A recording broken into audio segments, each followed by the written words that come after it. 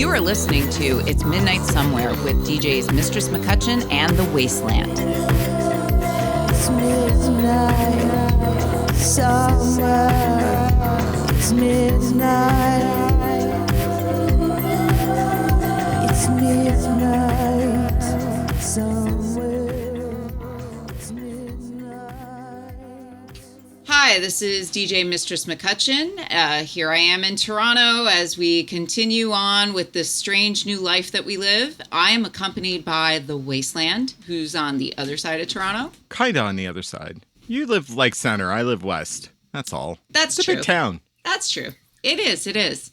And you know what? I really enjoy working with The Wasteland. We DJ together and we do this podcast together. And as DJs, we work well in offsetting each other as far as what styles we prefer and the styles that we spin. While I'm on the goth side, Jay, aka The Wasteland, represents the industrial side.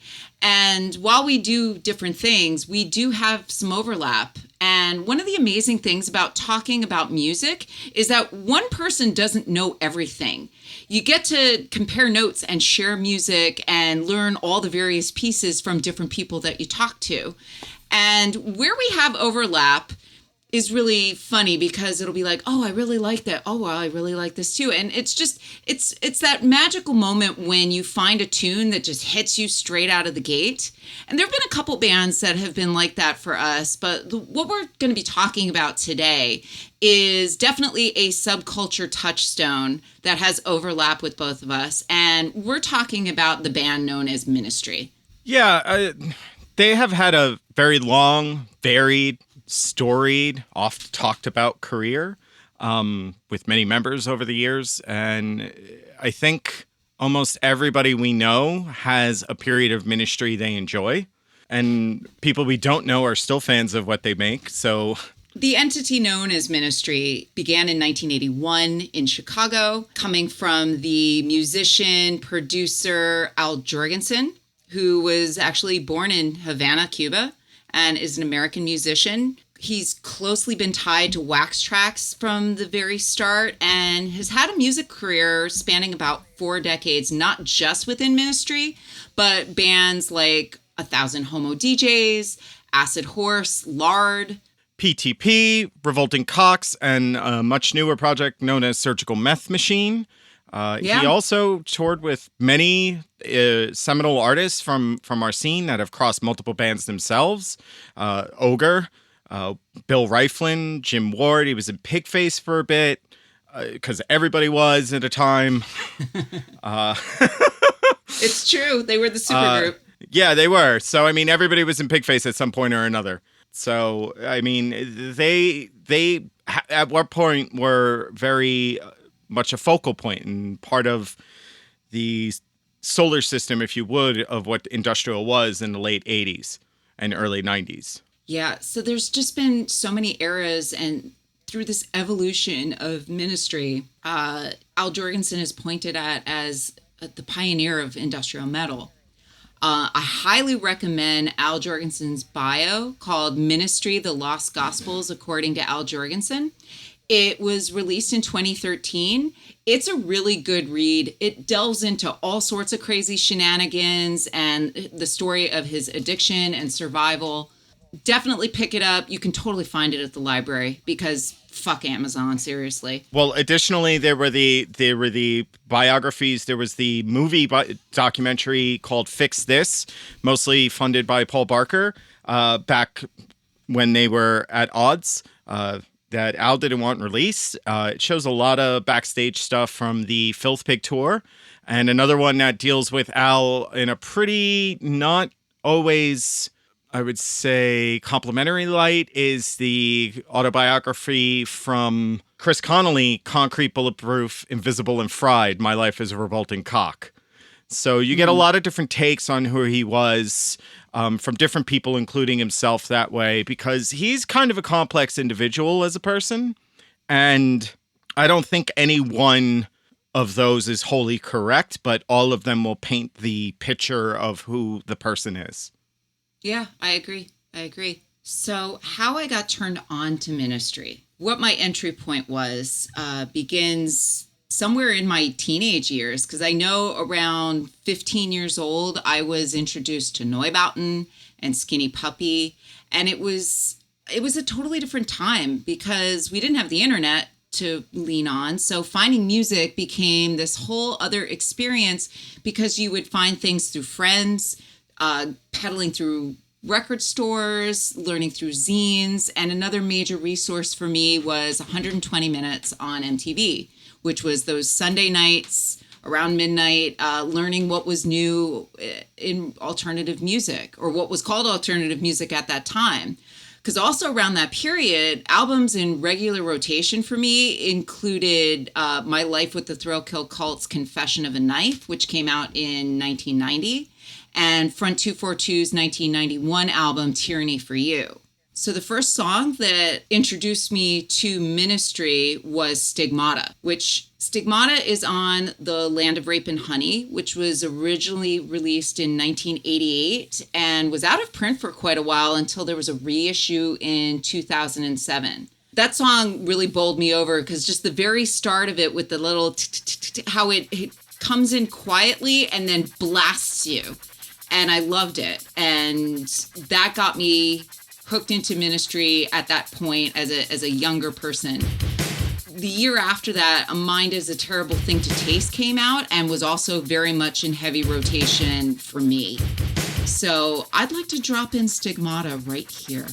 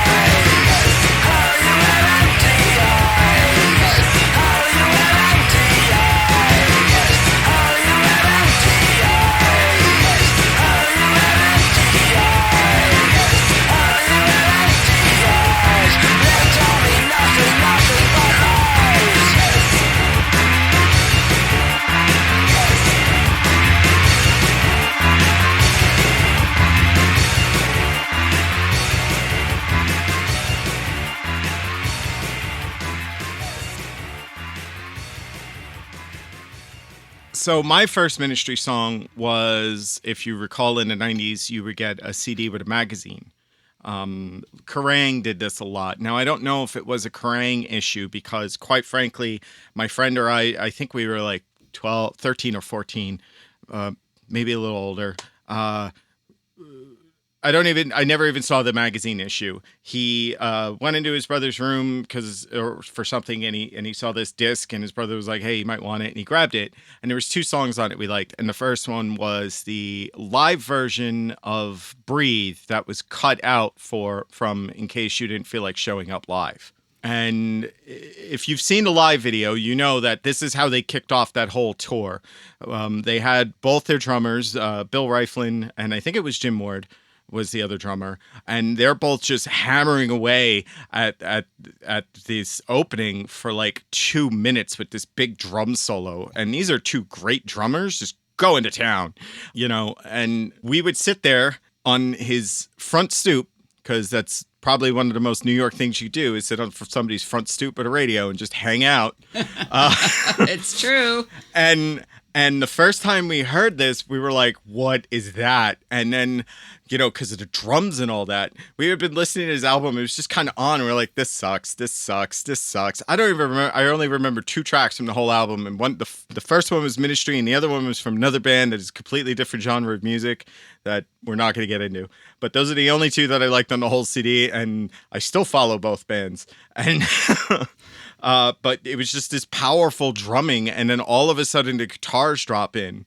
So my first Ministry album that I picked up was actually In Case You Didn't Feel Like Showing Up Live, not realizing this song was cut out. And I picked it up at a place called Mr. Cheapo for like maybe $2.50, $4, something like that. It was only a 6-track EP. So they looked at it and they were like, we can't price this as a full album. So they put it out cheap, and I got it real cheap. And that was my first Ministry album, the live album, which has Stigmata on it and has a lot of their classic songs. And then the first full album I pick up is Psalm 69, and because I was young enough that I didn't know what I was doing. So, so I'd like to drop in the live version of Breathe, because I have, In Case You Didn't Feel Like Showing Up Live, I still have the VHS tape right over here. It is fantastic. It is available on YouTube, and we're going to throw that in on the show links because I tracked it down for this. Because if you want to get an idea of what the chaos was of Ministry at that time, it's worth watching. So let's kick it off with what the first track would have been if they didn't cut it from the album for money's sake.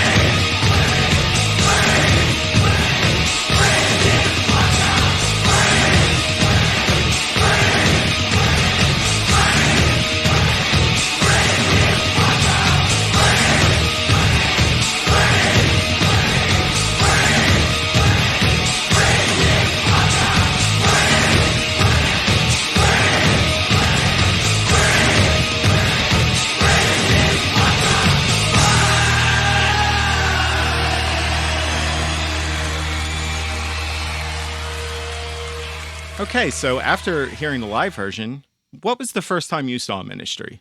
I've actually only seen Ministry once, but I saw them in 1991 because that's when Psalm 69 was released. And I remember it was such a big shift in the sound of Ministry because the first single off of Psalm 69 was Jesus Built My Hot Rod, with the vocals by Gibby Haynes, who's the singer from Butthole Surfers. And this is where I was losing interest in Ministry because they were starting to take a more metal approach, and that was not my thing. But 1991 is an important year to note because that's when Lollapalooza was a thing. And I ended up seeing Ministry at Lollapalooza. But that is actually the only time I've seen them. And I mean, it was a great show. It was everything that I was anticipating. It's just a really funny thing because I'd been really into that heavy industrial side, and I was used to seeing Thieves in regular rotation on 120 minutes because, again, this was when this album was new, so of course they're promoting the crap out of it. And the only time I saw something that was other than Thieves on 120 minutes, the video that came on was for Revenge, which was a total shock because it was a completely different genre altogether. And, you get the credits of here's the name of the song and it's Ministry and it's off of this album with Sympathy. So I spent some time traveling back to investigate with Sympathy, and it's totally a synth pop album, which that totally vibed with me and I was on board with that because that's, again, where my tastes tend to lie. I don't like metal, so all of a sudden they're going in this direction, and I went, but I like the older stuff that Ministry was doing. And even better yet, when you investigate free with Sympathy tracks, there's a song that I really enjoy, which was intended to be released as a single in 1982. You can find the video for it on YouTube, and this one's called Same Old Madness.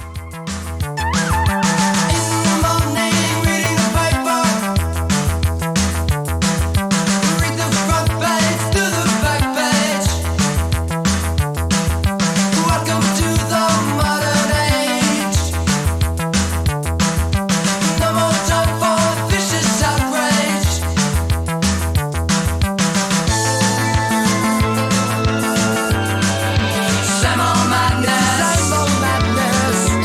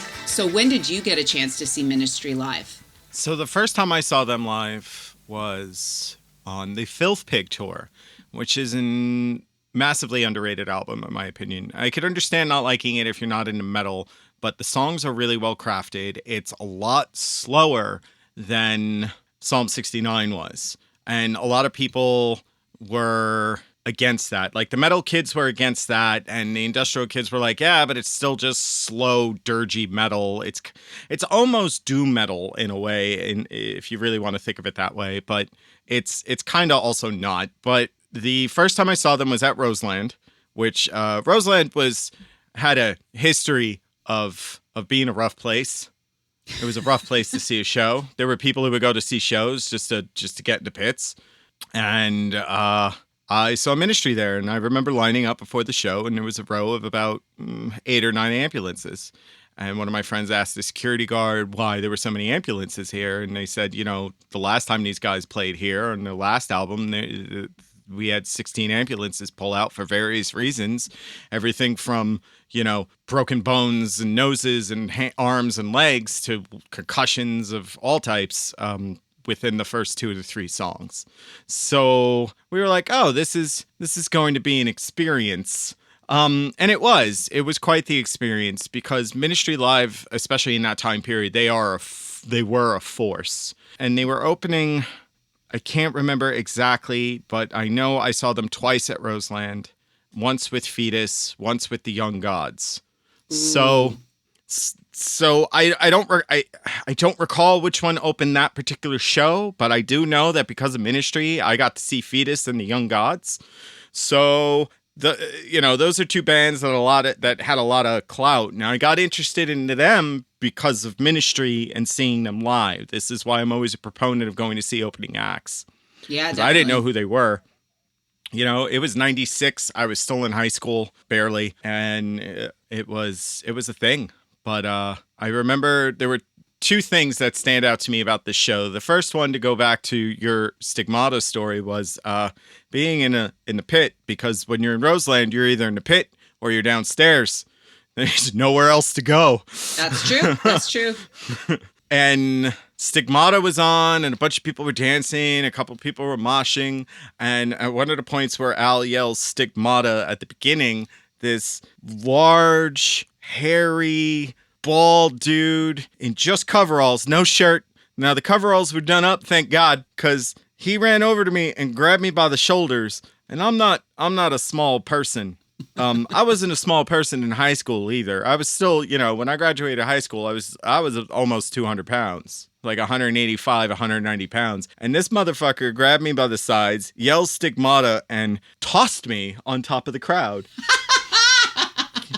Just bodily threw my ass onto the crowd, or at the side, and they lifted me up. I'm not quite sure. Next thing I knew, I was crowd surfing, and I was like, I guess I'm going to the front.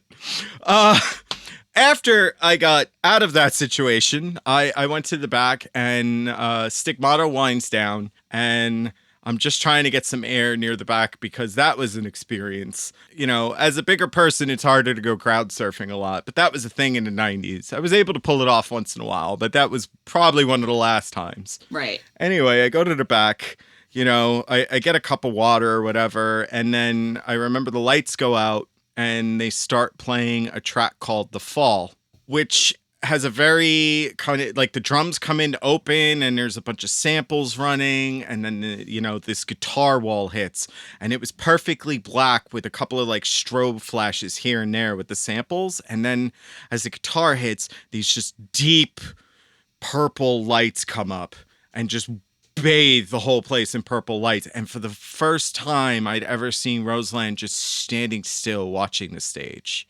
And I had never seen that. I mean, I know a dude who got his nose broken seeing Blues Traveler at Roseland. That's bizarre to me, because you and I definitely went to some very different shows. I've never experienced that sort of thing at Roseland when it still existed. I could tell you some stories, but I digress. That's a different time. That is me and you over beers one night. But Yeah, for the first time, I just saw the crowd stand there and stand still and just watch. And now the interesting thing about The Fall is that drum line was written when Ogre, before it was called Ogre, it was called Welt, which might sound confusing because Welt was the first name of their first album for Ogre. But the band was originally called Welt because it was a side project of Skinny Puppy. So I guess he didn't want to name it after himself. Mm-hmm. And he was working with Al Jurgensen on it. And Al Jurgensen is also a drummer as well as a guitarist. So he apparently laid down these drum tracks for a song called Noreen, which appears on the album Welt. I've listened to it since finding this out. The drum beats are still fairly similar. So I think he just lifted that because it wasn't doing anything. Skinny Puppy in 96 Dwayne had just passed away. They had pretty much broken up. So he just repurposed those tracks because they weren't anywhere to be found in the musical landscape for a bit there. Mm-hmm. And yeah, so let's play that. Let it speak for itself.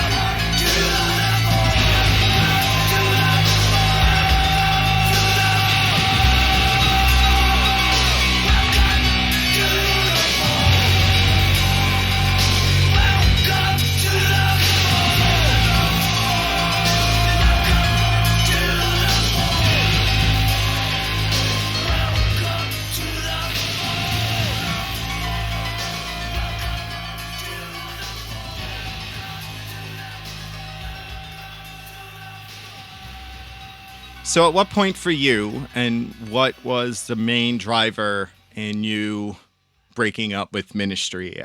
You mentioned Psalm 69 and the metal thing, but like, was there a specific like moment you remember, this isn't for me anymore? Yeah, the metal really turned me off because it doesn't appeal to me. But also, what causes Ministry to really kind of not be on my radar anymore, or to kind of have that breakup with Ministry, is the discussion that we had in a previous episode regarding problematic artists. It makes me really hesitate to play stuff as a DJ, because there's lots of older tracks that I really enjoy and want to be able to plug in here and there. And I'm always pulling things that I haven't heard in a really long time, or stuff that's a little more obscure, because going to clubs in the mid 90s in New York, there were Ministry songs that were staples. You'd hear Thieves pretty often because that would get all the guys out on the dance floor and going nuts. Over the Shoulder, if you were lucky, would come out for the dance floor. And Every Day is Halloween, of course, was a pretty regular expected tune on a New York City dance floor in a goth club. But I don't feel good about playing Ministry out and publicly saying, oh, yes, here's Ministry, because of the conversation that we had regarding Sin Kieran, the bassist. The fact that there's a known rapist, pedophile in your band and you don't speak up about it or do anything about it really turns me off. And that makes it really difficult for me to feel good about your band and to play that out for other people for a dance floor, home dance floor in these times or otherwise. So that's really where my breakup with Ministry lies. Okay. For me, it's probably about the time Paul Barker leaves the band, because by then, really, what made Ministry its thing, I feel like Al is an important part and an integral part of what Industrial was with Wax Trax and with what Ministry was doing, and probably for a time was also influencing and being influenced by Ogre and Skinny Puppy, because they, we know they did stuff together. Yeah. Right. But I think when Paul Barker leaves the band, because by that point, a lot of the artists that had been playing with him weren't anymore. And it lost some dynamic. One of the songs I'm putting in for the mixtape that's going to accompany this episode is one of the last. It comes from the soundtrack of the movie AI. It's called What About Us? And it was written mostly by the amalgamation of Barker and Al when they were sober. And it really shows that even later on, even when it was more of a metal thing, they had the core of what Ministry was. And when Paul Barker moves on, it really just becomes a one trick pony for me. Musically, nothing really stupendous is happening or anything. It's just harder, faster. Like on The Last Sucker, which is the last album I ended up purchasing, which, yes, is post Paul Barker, but I picked it up because Matt Finale from Caustic said it was pretty good. And, as far as metal Ministry, if you're into that, you're probably going to like it. So I picked it up. But it's got this cover of Riders on the Storm, oh, wow, which is a slow song, and turns it into a speed metal track. So was it Riders on the Storm or Roadhouse Blues? I think it was Roadhouse Blues. I don't know. It's been a while since I put it on, because it's just, the whole album is just, and it's just, that gets boring after a while. Sure. And there are a lot of bands that do that style of metal better, that I'd rather listen to if I'm going to spend the time listening to it.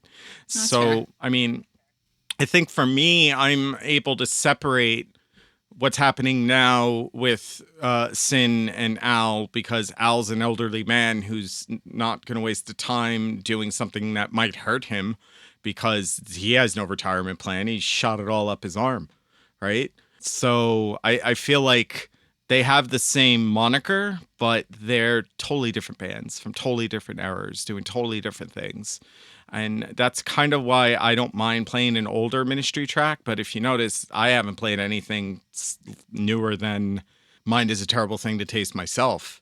Like, I haven't even gotten into any of the 90s stuff. Everything I've played out has been from the 80s as well, when I feel they were at their creative peak. Because I did work my way backwards through their catalog. They were one of my favorite bands on the planet for a while there, and I still have a special place for those songs. And, you know, the band has had a very troubled past. They're live guitarists of many, many, many years, going all the way back to Psalm 69 days. Mike Scaccia, if I apologize if I'm pronouncing his name wrong, collapsed on stage and then died later that night. Bill Reiflin's gone, right? Bill Reiflin's gone. Paul Barker's still around, and apparently he and Al are talking, but I don't think they're working together, and I don't believe there's any plan to. And I think there is an idea of ministry, and then there's what the reality is. And I'm going to again quote Matt Finale on something here, because as he wrote a song back when he was doing Power Noise, and he just named songs anything, one of his song titles were All Your Heroes Are Dildos, which means if you really dig deep enough, they're all going to disappoint you. So what can you do, right? They're people. People disappoint people. Yeah, that's true. And I know when you've got songs that are near and dear to your heart and you kind of revisit them because this is something that you've grown up with, or it's something that comes from your past and it makes you a little nostalgic, it's difficult to make that decision of like, you know, do I just say, oh, fuck this, or do you take it on? And I mean, I think it's very much something you have to take on a case-by-case basis, as far as can you separate the art from the artist, because it's undeniable that Al Jourgensen's a really talented guy. But at the same time, it's kind of a punch in the face, because for someone who is so outwardly spoken about politics, like you go to the ministry website and there's all this messaging about make sure you're registered to vote and you should be voting and blah, blah, blah. And every time there was a Republican in the White House, how he'd come out with some more music and have plenty to say about that. It's like, okay, dude, you're really outspoken about all that stuff. Why aren't you speaking out on behalf of women? Especially when you've got a pedophile in your band who's going after underage fans. Like, once that becomes public knowledge, yes, women always warn each other, and it's like, oh yes, as women, watch out for this guy because of this, and that. But why is the onus always on women?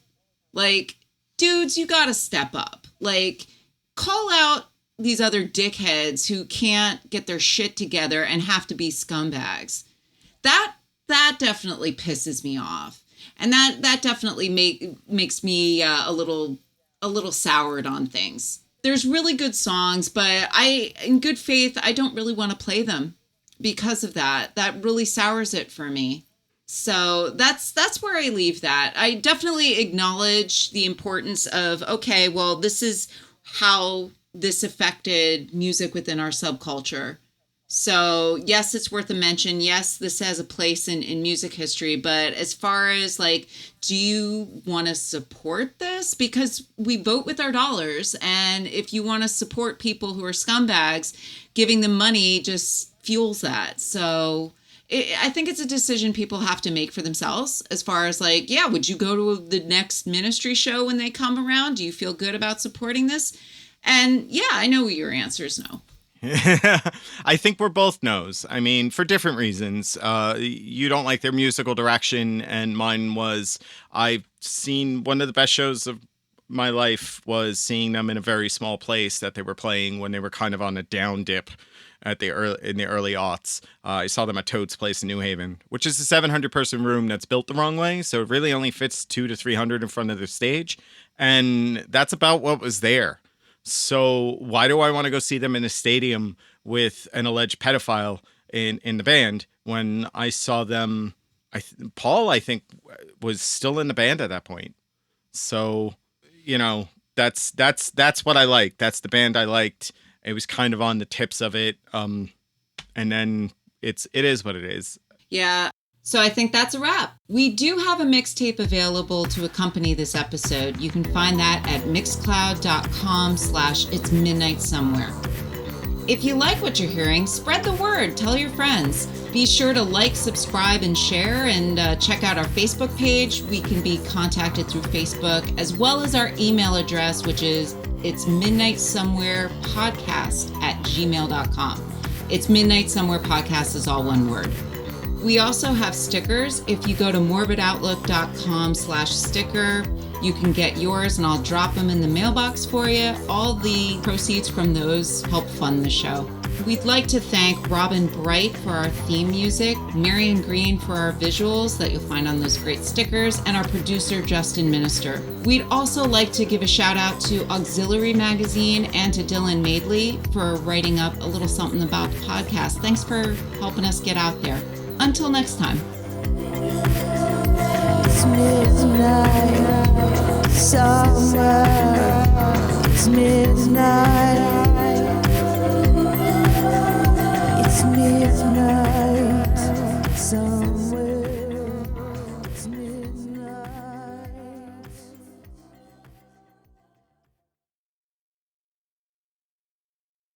This podcast was almost called Better Than Your Playlist.